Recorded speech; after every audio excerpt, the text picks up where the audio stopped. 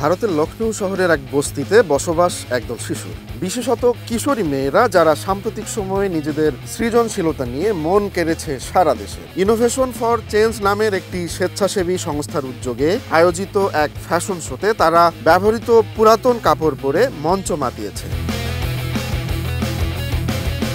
মেয়েরা নিজেরাই এগুলো কাটাকুটি করে বানিয়েছে। বলিউড থেকে অনুপ্রাণিত হয়ে লাল ও সোনালী পোশাকে নিজেদের সাজিয়েছে। ফ্যাশন শো এর পুরো শ্যুট পরিচালনা করেছে 15 বছর বয়সী এক কিশোর।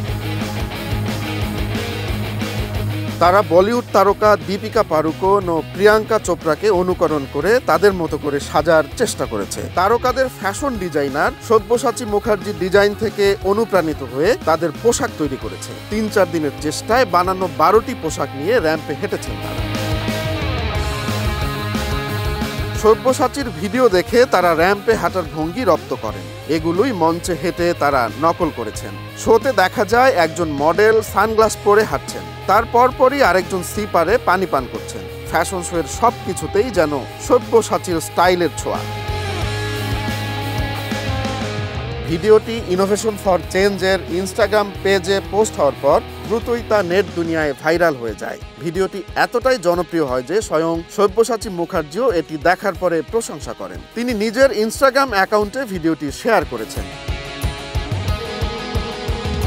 ভিডিওটি ভাইরাল হওয়ার পরে মেয়েরা এখন স্থানীয় সেলিব্রিটিতে পরিণত হয়েছেন। ভারতের প্রথম সারির অনেকগুলো সংবাদ মাধ্যম ইতোমধ্যেই তাদের নিয়ে ফলাও করে খবর প্রচার করেছে। বলিউড অভিনেত্রী তামান্না ভাটিয়া ভিডিওটি দেখার পর নিজের উচ্ছ্বাস প্রকাশ করেছেন। তিনি মেয়েদের তৈরি একটি স্কার্ফ নিয়ে প্রশংসা করেছেন।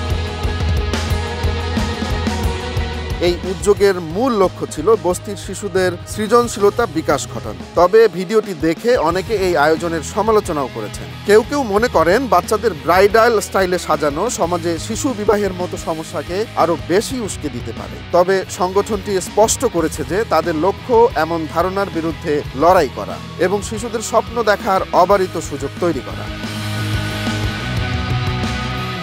এই কিশোরীদের চোখে এখন একটাই স্বপ্ন, একদিন তাদের সঙ্গে দেখা হবে সব্যসাচী মুখার্জি, যার থেকে অনুপ্রেরণা নিয়ে তারা নিজেদের ডিজাইন করা পোশাকে র্যাম্পে হেঁটেছে। বিষয়টিকে আপনি কিভাবে দেখছেন জানিয়ে দিন আমাদের কমেন্ট বক্সে।